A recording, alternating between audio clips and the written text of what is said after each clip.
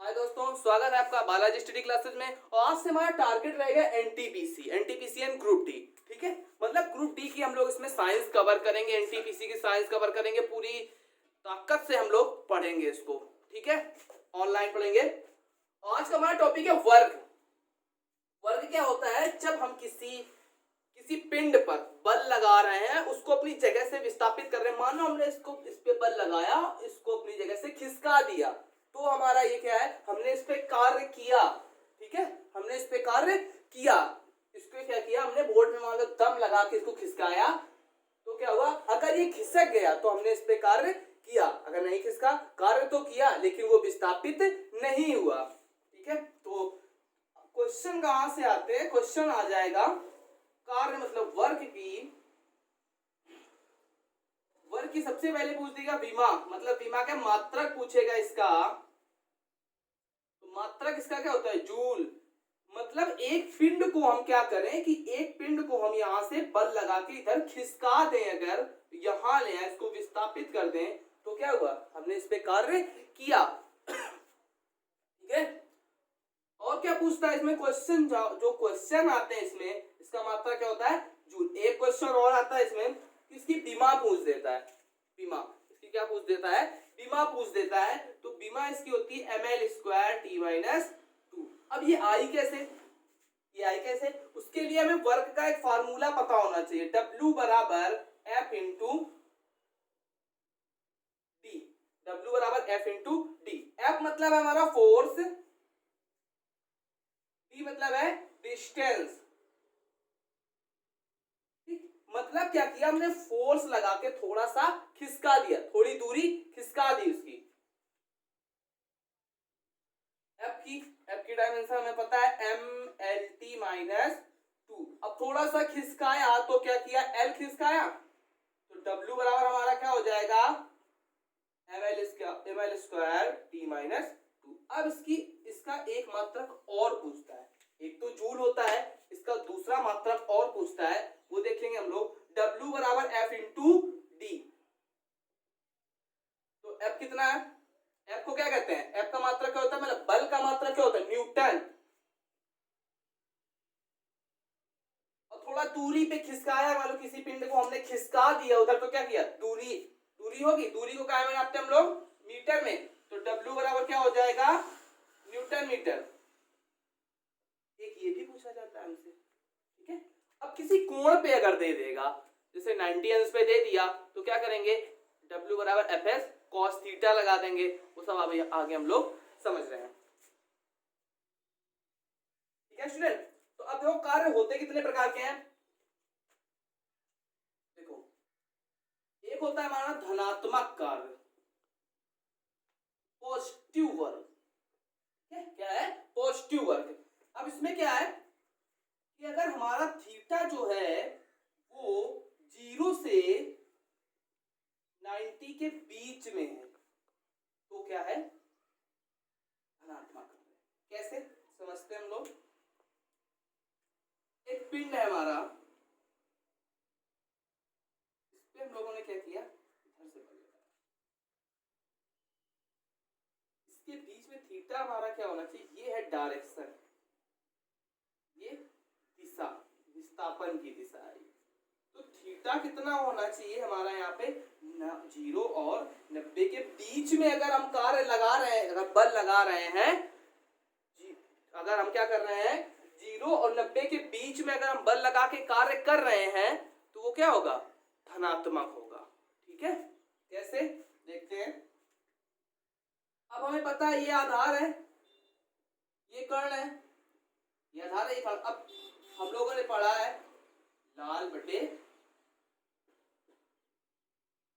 ये क्या होता था? साइन, ये कॉस, ये टैन, ये कॉसेक, ये सेक, ये कॉट। तो कॉस में क्या होता था? आधार बटे कर्ण।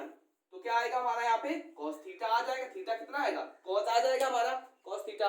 ठीक है, आगे देखते हैं हम लोग। अब इसका जैसे W, अब इसका W क्या होगा?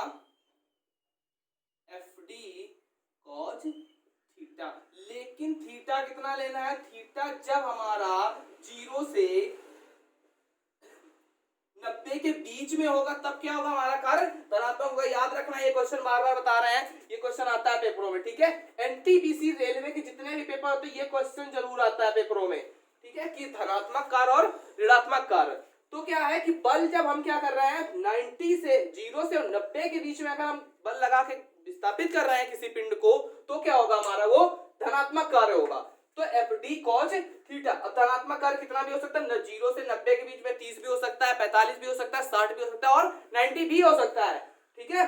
तो 0 से 90 के बीच में तो क्या होगा, एफ डी कॉस थीटा। याद रखना 0 से 90 के बीच में अगर कार्य हो रहा है, बल लगा के अगर किसी पिंड को विस्थापित कर रहे हैं तो उस पर किया गया कार्य धनात्मक कार्य होगा। बार बार बता रहे हैं, ये क्वेश्चन पेपर में आता है, ठीक है। आगे देखते हैं हम लोग ऋणात्मक कार्य, ठीक है, ऋणात्मक कार्य देखते हैं हम लोग, ठीक है स्टूडेंट। अब हमारा क्या, ऋणात्मक कार्य, निगेटिव वर्ग। अब निगेटिव वर्ग क्या होता है ये हम लोग समझेंगे कि एक पिंड है, देखो पहले याद रखना थीटा इसमें कितना होना चाहिए, 90 से 180 के बीच में होना चाहिए, तो हमारा क्या होगा, निगेटिव वर्ग होगा, मतलब कार्य ऋणात्मक होगा। समझेंगे कैसे,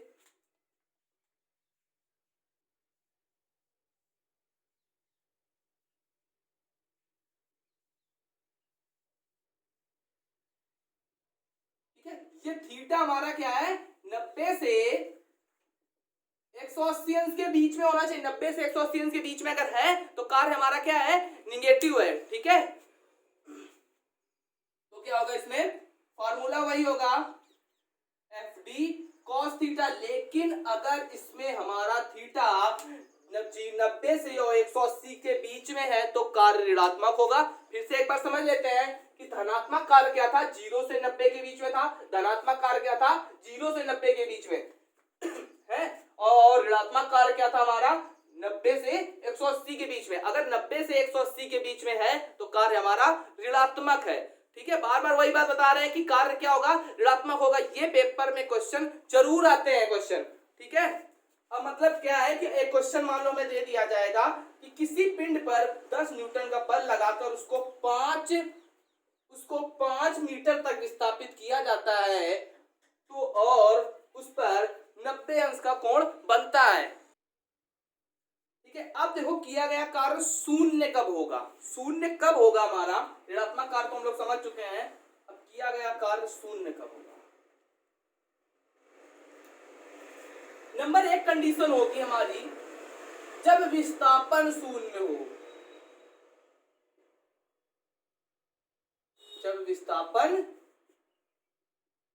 शून्य हो। मतलब क्या करें, एक दीवार को हम क्या कर रहे हैं, पूरी दम लगा के उसको खिसका रहे हैं, पूरी दम लगा के क्या कर रहे हैं, उसको खिसका रहे हैं, तो खिसकेगी नहीं, खिसकेगी तो किया गया कार्य क्या होगा, शून्य होगा। दूसरा पॉइंट है, आरोपित बल की दिशा क्या होगी, मतलब क्या है उसमें कि आरोपित जो बल है वो शून्य हो, आरोपित बल क्या है, शून्य हो। मतलब क्या कर रहे हैं कि किसी चीज को हम खिसका नहीं रहे, वो अपने आप खिसक रही है, ठीक है। किसी चीज को हम खिसका नहीं रहे, वो अपने आप खिसक रही है, तो उस पर किया गया कार्य क्या होगा, शून्य होगा। आरोपित बल की, आरोपित बल की दिशा, मतलब क्या है कि कोई चीज अपने आप खिसक रही है, बल नहीं लगा रहे हैं, तो क्या होगा, उस पे किया गया कार्य क्या होगा, शून्य होगा, ठीक है। और अगला हमारा अच्छे एग्जांपल से हम आपको समझाएंगे, ठीक है। आगे हमारा जब क्या हो, बल और विस्थापन दोनों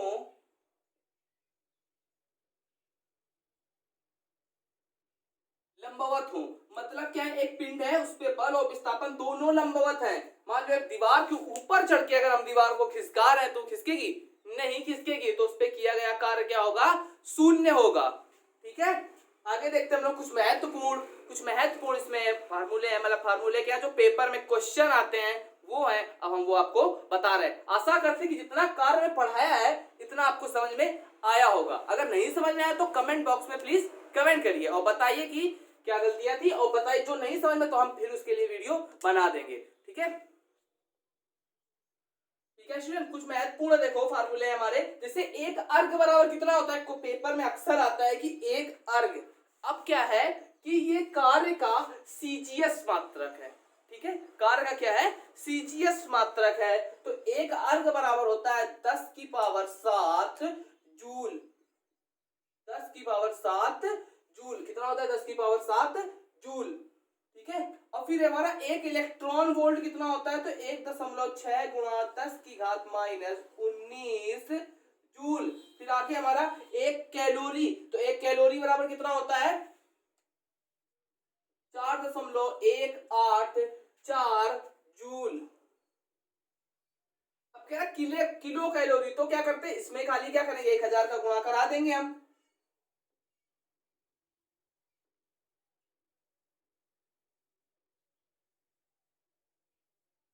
ये हो जाएगा हमारा किलो कैलोरी, कितना होगा 4184 जूल। फिर है एक वॉट घंटा, तो एक वॉट घंटा कितना होगा 3600 जूल। अब कह रहा है एक किलो वॉट घंटा, तो इसमें कितना होगा 3.16 गुणा 10 की घात 6 जूल। ठीक है, आशा करते कि आप लोगों को समझ में आया होगा। ठीक है, आगे एक बार और समझ लेते हैं। अगर एक अर्ग बराबर दिया है और पेपर में हमसे पूछेगा कि कार्य का सीजीएस मात्रक बताइए, तो क्या होगा, अर्ग। पेपर में पूछ देगा कि एक अर्ग में कितने जूल होते हैं, तो वो भी हमें बताना पड़ेगा। एक अर्ग ऑप्शन दे देगा हमें, ऑप्शन बहुत अच्छे देता है, 10 की पावर 7 जूल, 10 की पावर -7 जूल, 10 की पावर 5 जूल, 10 की पावर -6 जूल। अब ये ऑप्शन दे देगा, फिर पूछेगा कि कार्य का सीजीएस मात्रक बताइए जिसमें एक अर्ग में कितने जूल होते हैं, ऐसे पूछेगा हमसे। ठीक है, इसका क्वेश्चन कैसे पूछेगा, एक इलेक्ट्रॉन वोल्ट में कितने जूल होते हैं, ऑप्शन दे देगा 1.6 गुणा 10 की घात -19, 1.6 गुणा 10 की घात +19, 1.6 गुणा 10 की घात +18, 1.6 गुणा 10 की घात -18, ऐसे पूछेगा क्वेश्चन। सबके पीछे जूल लगा होगा, बहुत ज्यादा कंफ्यूजन होती है, तो याद रखना जिसमें क्या हो माइनस हो वही हमारा करेक्ट होगा। अब पूछेगा एक कैलोरी, एक कैलोरी कैसे पूछेगा, एक कैलोरी में कितने जूल होते हैं, तो ऐसे पूछेगा। एक कैलोरी का क्वेश्चन हो कैसे आएगा, 1.184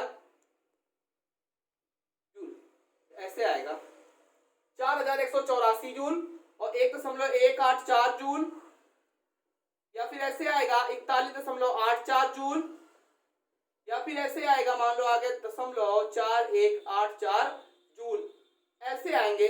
ऑप्शन बहुत अच्छे आते हैं जिसमें बहुत ज्यादा कंफ्यूजन होती है हमें, तो क्या होगा इसमें कौन सा होगा, ये तो हो नहीं सकता। अभी हमने बताया कि 4.18 जूल, ये क्या है, ये किलो कैलोरी जूल है, ये क्या है किलो कैलोरी जूल है, ये हमारा क्या है किलो कैलोरी जूल है, तो कौन सा सही होगा हमारा, ये वाला सही होगा।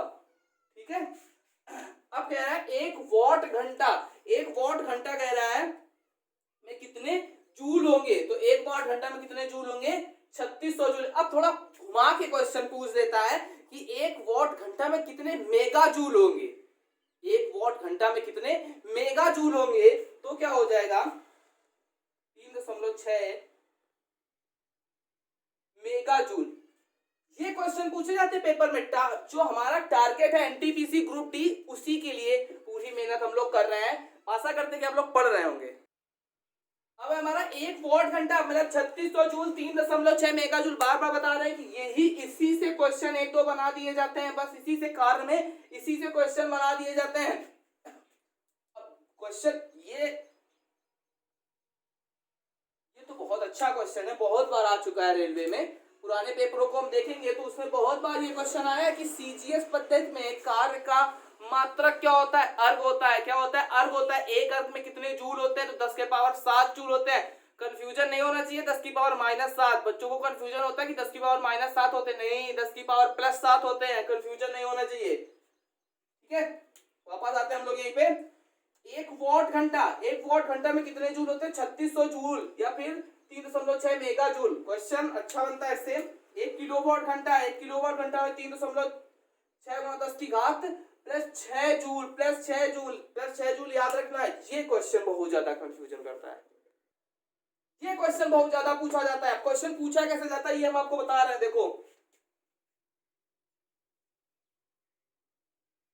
बस यहीं से क्वेश्चन बनते हैं। 1 किलोवाट घंटा में कितने जूल होंगे, क्वेश्चन हमसे कैसे पूछा जाएगा। 1 किलोवाट घंटा में कितने जूल होंगे, ऑप्शन दिया जाएगा ऐसे। 1 किलोवाट घंटा में कितने जूल होंगे। ठीक है, तो क्वेश्चन देखो, पहला ऑप्शन हमें दिया जाएगा 36 गुणा 10⁶ जूल।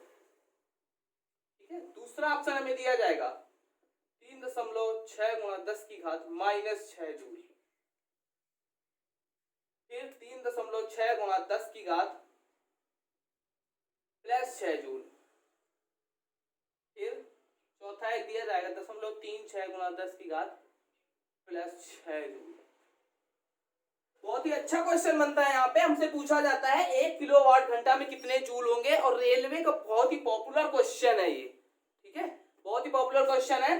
तो इसमें पूछा जाएगा 1 किलोवाट घंटा में कितने जूल होते हैं। तो एक पहला ऑप्शन दिया गया 36 गुणा 10⁻6 जूल। दूसरा ऑप्शन हमें दिया गया 3.6 गुणा 10⁻⁻6 जूल। तीसरा ऑप्शन दिया गया हमें 3.6 गुणा 10⁻+6 जूल। चौथा ऑप्शन दिया गया हमें 0.36 गुणा 10⁻6 जूल। अब बच्चों को कंफ्यूजन कहां पे होती है, कंफ्यूजन माइनस और प्लस में, इसमें कंफ्यूजन हो जाती है बच्चों को। तो याद रखना है कि क्या होता है इसमें, प्लस का ही होता है। याद रखना क्या होता है इसमें, प्लस का ही होता है। ठीक है, प्लस का ही 6 होगा, माइनस का नहीं होगा। कंफ्यूजन नहीं होनी चाहिए, बार बार बता रहे हैं कि माइनस का 6 नहीं होना चाहिए। यहाँ पे कितना होगा, प्लस का 6 होगा। तो 1 किलोवाट घंटा कितना होता है, 3.6 गुणा 10⁻6 जूल। 3.6 गुणा 10⁻6 जूल। ठीक है, आगे देखते हैं हम लोग। अब हमारा ऊर्जा, अगला टॉपिक क्या है हमारा, ऊर्जा। अगला हमारा टॉपिक है एनर्जी, मतलब ऊर्जा। अब ऊर्जा क्या होती है, देखो किसी वस्तु, मशीन या जीव द्वारा कार्य करने की क्षमता को क्या कहते हैं, ऊर्जा कहते हैं। ठीक है, एक बार फिर से, जैसे हम क्या कर रहे हैं, मान लो हम इसमें पढ़ा रहे हैं तो अपनी ऊर्जा खर्चा कर रहे हैं, कार्य कर रहे हैं, ऊर्जा खर्चा कर रहे हैं अपनी। ठीक है, तो ये क्या है हमारी ऊर्जा। अब इसका मात्रक तो हम लोगों को पता होगा, बता मात्रक क्या होगा, जूल। ठीक है, मात्रक क्या होगा, जूल। अब ये कैसी राशि है, अदिश राशि है। ये कैसी राशि है, अदिश राशि है। ठीक, अब देखो ऊर्जा की अवधि 2 प्रकार की होती है।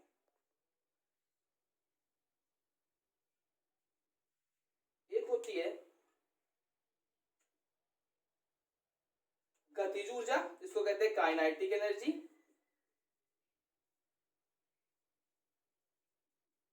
एक होती है स्थितिज ऊर्जा,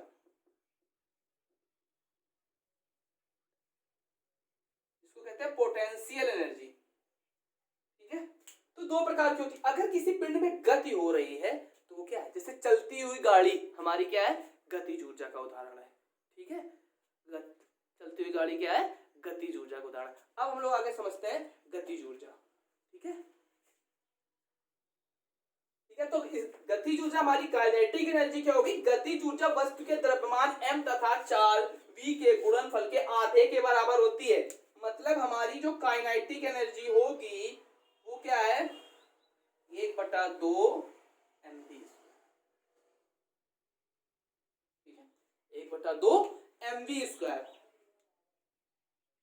अब देखो गतिज ऊर्जा होती क्या है, कि जो चलती हुई गाड़ी है वो क्या है, हमारी गतिज ऊर्जा का उदाहरण। जो हवा बह रही है वो क्या है, गतिज ऊर्जा का उदाहरण है। अब क्वेश्चन, बहुत ज्यादा दिक्कत होती है क्वेश्चन में। एक क्वेश्चन है कि चाबी भरी घड़ी में कौन सी ऊर्जा होती है। कुछ बच्चों को बहुत ज्यादा कंफ्यूजन रहती है उसमें कि चाबी भरी घड़ी में स्थितिज ऊर्जा है, जो कि गलत है।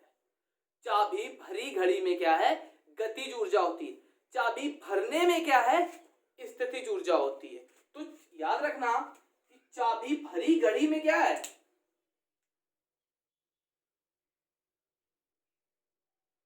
चाबी भरी घड़ी में हमारी गतिज ऊर्जा है, तो चाबी भरी घड़ी में कौन सी ऊर्जा होगी? गतिज ऊर्जा। अब एक क्वेश्चन और आता है, चाबी भरने पर कौन सी ऊर्जा होगी? तो चाबी भरने पर जो ऊर्जा होती है हमारी, वो होती है स्थितिज ऊर्जा। इसको कहते हैं प्रत्यास्थ स्थितिज ऊर्जा। चलो स्थितिज ऊर्जा याद रखो, ज्यादा कंफ्यूजन होगी ज्यादा अंदर तक पढ़ने में। क्या होगी? स्थितिज ऊर्जा। इसको कहते हैं चाबी भरने में जो ऊर्जा होगी वो होगी प्रत्यास्थ स्थितिज ऊर्जा। ठीक है, इसको क्या कहते हैं? Potential energy. प्रत्यास्थ, प्रत्यास्थ मतलब क्या है? कोई चीज बढ़ रही है। ठीक है, प्रत्यास्थ मतलब क्या? इलास्टिक। ठीक ठीक है, तो चाबी भरने पर कौन सी ऊर्जा होगी? स्थितिज ऊर्जा। चाबी भरी घड़ी में कभी कंफ्यूजन नहीं होना चाहिए, बहुत बारीकी से क्वेश्चन आता है। अब देखो आगे क्वेश्चन, बहुत ही अच्छा क्वेश्चन आता है इसमें कि अगर मान लो क्या किया जाए, पिंड का द्रव्यमान दोगुना कर दिया जाए। अगर पिंड का द्रव्यमान दोगुना कर दिया जाए तो उसकी गतिज ऊर्जा कितने गुनी हो जाएगी? क्वेश्चन कैसे आता है वो देखते हैं हम लोग।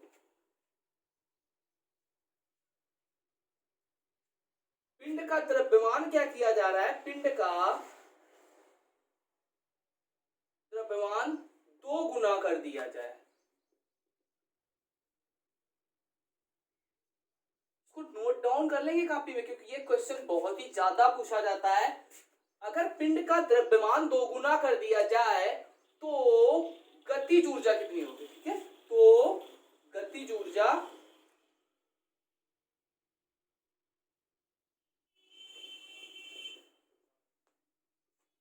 कितनी होगी? अगर पिंड का द्रव्यमान दोगुना कर दिया जाए तो गतिज ऊर्जा कितनी होगी? ऑप्शन देखो, कितने अच्छे ऑप्शन आते हैं, मजा आ जाएगा। गतिज ऊर्जा दोगुनी हो जाएगी, दोगुनी हो जाएगी। दूसरा ऑप्शन आएगा आधी हो जाएगी।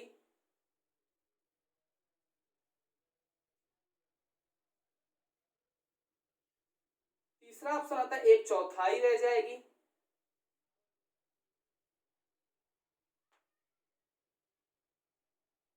पांचवा है तीसरा ऑप्शन। चौथा ऑप्शन है वही रहेगी, मतलब नहीं बदलेगी।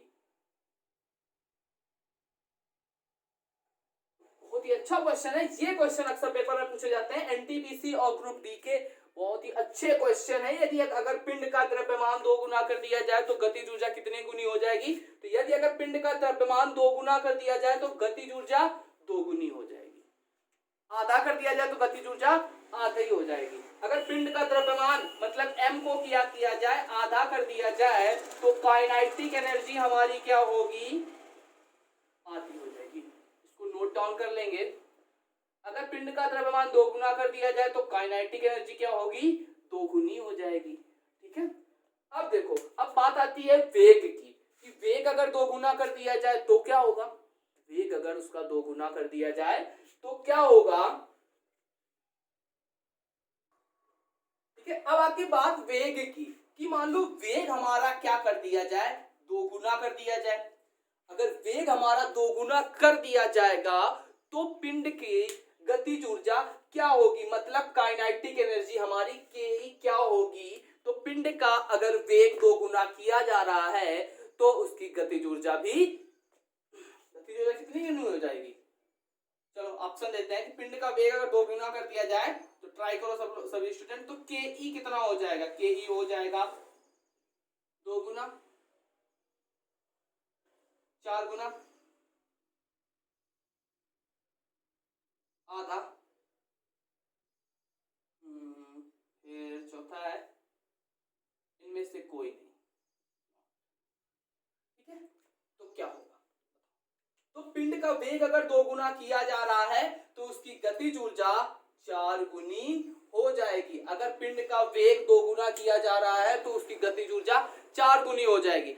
अगर मान लो पिंड का वेग, ठीक है, यहाँ पे वेग के बारे में, अगर वेग दोगुना किया जा रहा है तो काइनेटिक एनर्जी क्या होगी?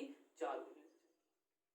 ठीक, अब अगला क्वेश्चन देखते हैं कि मान लो अगर वेग को क्या किया जाए? आधा कर दिया जाए। वेग को क्या किया जाए? आधा कर दिया जाए तो इसकी गतिज ऊर्जा कितनी हो जाएगी, के ई कितनी हो जाएगी। मान लो हमने क्या किया, इसको आधा कर दिया तो गतिज ऊर्जा हो जाएगी 1/2, 2, 1/4 और 9। तो कितनी हो जाएगी, अगर पिंड के वेग को आधा कर दिया जाए तो इसकी गतिज ऊर्जा कितनी होगी। फिर से बार बार बता रहा है कि अगर पिंड के वेग को आधा कर दिया जाए तो इसकी गतिज ऊर्जा कितनी होगी, 1/4 होगी।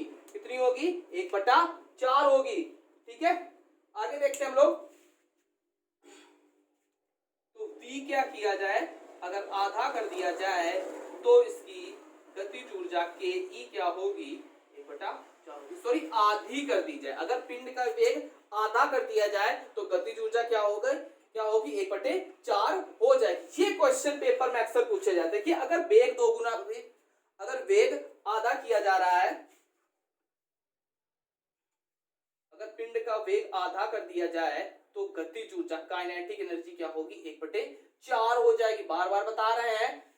ठीक, ये क्वेश्चन पेपर में अक्सर पूछे जाते हैं कि अगर पिंड का वेग आधा किया जा रहा है, अगर पिंड का द्रव्यमान आधा किया जा रहा है तो उसकी काइनेटिक एनर्जी क्या होगी, आधी हो जाएगी।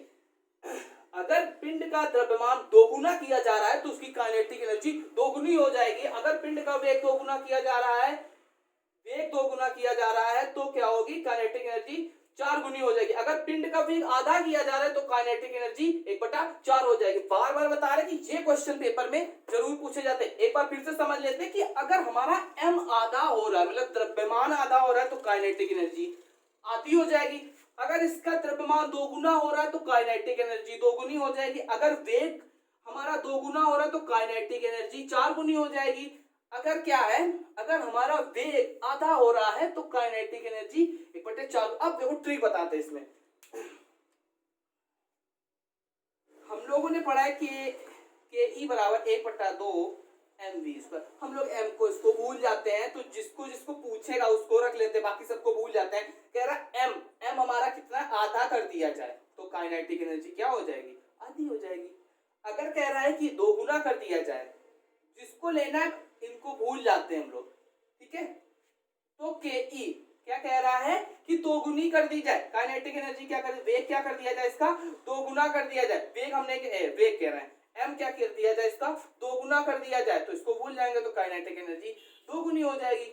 अब देखो कह रहा वेग की बात आती है, वेग दोगुना और तो 4 गुना। अब हमें पता है कि के ई बराबर होता है 1/2 mv²। तो जिसके लिए निकाल रहे हैं खाली उसको रखेंगे, बाकी इनको भूल जाते हैं हम लोग। तो के ई बराबर v², क्या किया जा रहा है, दो गुना किया जा रहा है, तो के ई बराबर क्या होगा, 2 का स्क्वायर। तो के ई बराबर क्या हो जाएगा हमारा 4। मतलब अगर पिंड का वेग 2 गुना किया जा रहा है तो क्या होगा, पिंड का जो काइनेटिक एनर्जी होगी वो 4 गुनी हो जाएगी। इसके लिए भी यही समझ लेते हैं हम लोग कि के ई बराबर v², ऐसे लिखते हैं। याद रखना है, बस ट्रिकी है, समझ लो इसको। के ई बराबर नहीं मान लो याद आ रहा है तो हम लोग ये कर सकते हैं। ठीक है, अगर नहीं याद आ रहा है कि पिंड का द्रव्यमान दोगुना हो रहा है तो वेग क्या होगा, तो उसके लिए हमें फार्मूला याद है अगर, तो हम क्वेश्चन गलत नहीं करेंगे वहां पे। अब जिसका पूछा जाए, खाली जिसे पूछ दिया गया m, तो खाली m को ही रखेंगे, बाकी इनको भूल जाएंगे, ये है नहीं वो। ठीक है, तो पिंड का द्रव्यमान अगर दोगुना कर दिया जाए तो क्या होगा, काइनेटिक एनर्जी के बराबर हो जाएगा, दोगुना हो जाएगा। आधा कर दिया जाए तो आधा हो जाएगा। अब वेग की बात करते हैं, अगर वेग को आधा कर दिया जाए तो 1/, इसके क्या करेंगे, 1/2 रखेंगे इसमें v की जगह, तो 1/2 का स्क्वायर, तो काइनेटिक एनर्जी क्या हो जाएगी, 1/4। ठीक है, इसको दोगुना करेंगे वेग को तो क्या हो जाएगा, 2 दूनी 4, तो काइनेटिक एनर्जी कितनी हो जाएगी, 4। ठीक है, आशा करते हैं कि समझ में आया होगा। ठीक है, तो आगे हमारा पोटेंशियल एनर्जी मतलब स्थितिज ऊर्जा। माना m द्रव्यमान के पिंड को पृथ्वी तल से h ऊंचाई तक ले जाया जाता है। एक पिंड है, हमने क्या किया, उसको उठा के ऊपर तक ले आए, हमने क्या किया, उसको उठा के छत पे रख दिया मान लो। ठीक है, तो माना m द्रव्यमान का पिंड पृथ्वी तल से h ऊंचाई तक ले जाया जाता है। पिंड को ऊपर ले जाने की क्रिया में पिंड पर लगे गुरुत्व बल के विरुद्ध कार्य करना पड़ता है, मतलब गुरुत्वाकर्षण के विरुद्ध कार्य करना पड़ता है, इसे स्थितिज ऊर्जा कहते हैं। हमने क्या किया, एक पिंड को h ऊंचाई तक उठा दिया, एक पिंड को क्या किया, h ऊंचाई तक उठा दिया तो इसमें कौन सी ऊर्जा संचित होगी? इसमें स्थितिज ऊर्जा संचित होगी। ठीक है, तो एक फॉर्मूला होता है पोटेंशियल एनर्जी का mgh। m द्रव्यमान का पिंड गुरुत्वाकर्षण से क्या h ऊंचाई तक उठाया गया तो Pe बराबर क्या हो जाएगा? mgh। अब इसका एग्जांपल देखते हैं हम लोग। इसका सबसे अच्छा एग्जांपल है कि छत पे रखी टंकी, सभी लोगों के घर में रखी होती है, ज्यादातर लोगों के घर में रखी होती है। छत पे रखी टंकी में कौन सी ऊर्जा होती है? जो जल उसमें भरा, कौन सी ऊर्जा है? तो उसमें हमारी है पोटेंशियल एनर्जी, मतलब स्थितिज ऊर्जा। अब एक क्वेश्चन, बहुत अच्छा क्वेश्चन, बहुत बार पेपर में आता है कि तने हुए धनुष बाण में कौन सी ऊर्जा होती है? ठीक है, तने हुए धनुष बाण में कौन सी ऊर्जा? ठीक है, तो एक क्वेश्चन हमारा आता है कि तने हुए धनुष बाण में, नेवी एमआर में क्वेश्चन पूछा गया था, ये हमारा अगले साल नेवी एमआर में क्वेश्चन पूछा गया था कि तने हुए धनुष बाण में कौन सी ऊर्जा होती है, और ग्रुप डी और एनटीपीसी में तो पूछा ही जाएगा। ठीक है, तो तने हुए धनुष बाण में, बार बार बता रहे, क्वेश्चन याद कर लेने, तने हुए धनुष बाण में होती है, तने हुए धनुष बाण में मतलब धनुष की जो कमानी होती है उसकी बात हो रही है, तो तने हुए धनुष बाण में स्थितिज ऊर्जा होती है कौन सी? Potential energy. और भी होती है बहुत सारी। एक होता है टंकी में, छत पर रखी टंकी में एकत्रित जल, तो टंकी में एकत्रित जल, छत पर रखी टंकी में, छत पर रखी टंकी में एकत्रित जल में कौन सी ऊर्जा होगी? Potential energy. ठीक है, तो बहुत सारे क्वेश्चन। हाँ, एक क्वेश्चन तो बहुत अच्छा है कि चाबी भरने में, चाबी भरी घड़ी में नहीं है, चाबी भरने में, घड़ी की चाबी भरने में कौन सी ऊर्जा उत्पन्न होगी? तो क्या होगी?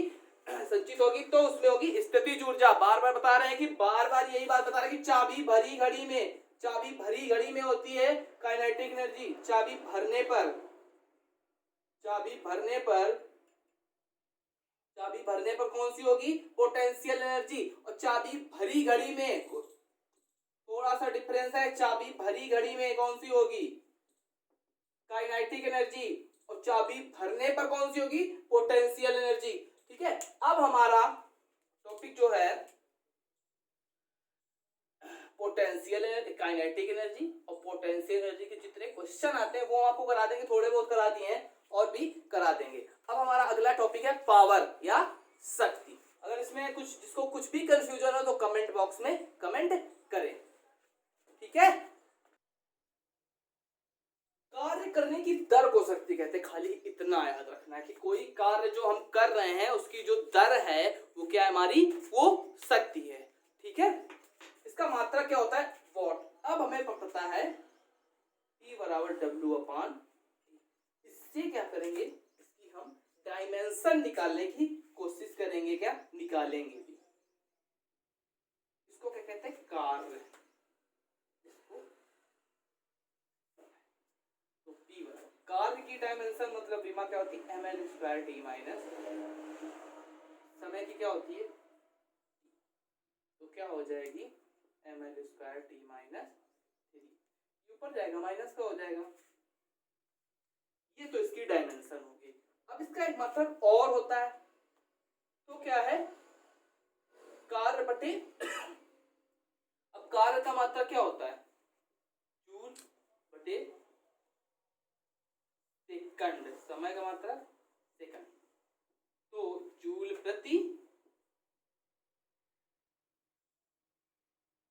सेकंड। अब देखते हैं आगे। एक फार्मूला होता है P बराबर F इंटू V, P बराबर F इंटू V। तो P बराबर क्या हो जाएगा? F, F का मात्रक न्यूटन, इसका मात्रक मीटर प्रति सेकेंड, तो एक और मात्रक हो जाएगा न्यूटन मीटर प्रति सेकेंड। बस सही से लिख देते हैं, न्यूटन मीटर प्रति,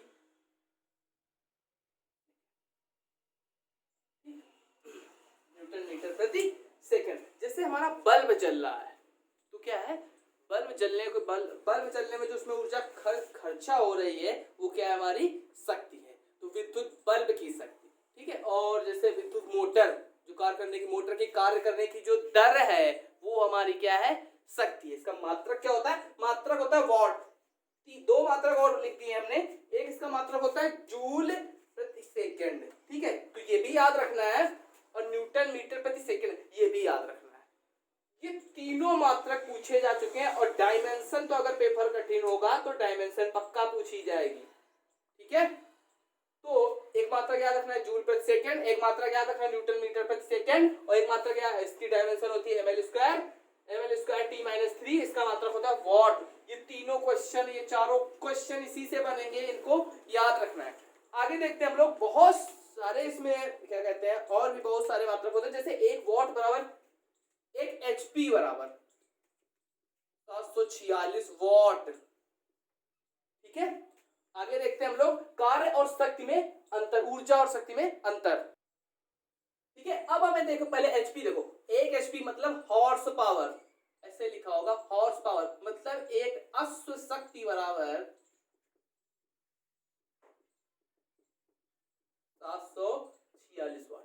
ऊर्जा और शक्ति में अंतर क्या होता है, किसी वस्तु के कार्य करने की क्षमता को ऊर्जा कहते हैं। तो कार्य करने की क्षमता,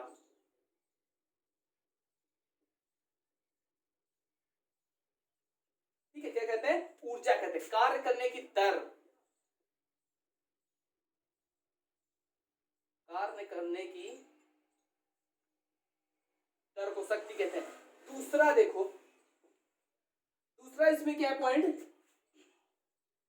इसमें क्या होता है कि समय निश्चित हमारा नहीं होता है, ये समय पर निर्भर नहीं करता है, समय पर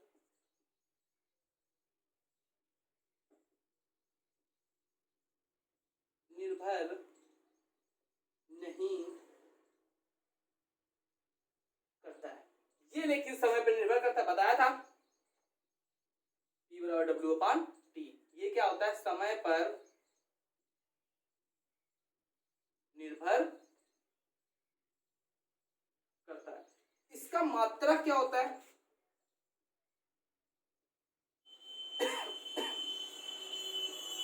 इसका मात्रक होता है जूल, और इसका मात्रक क्या होता है,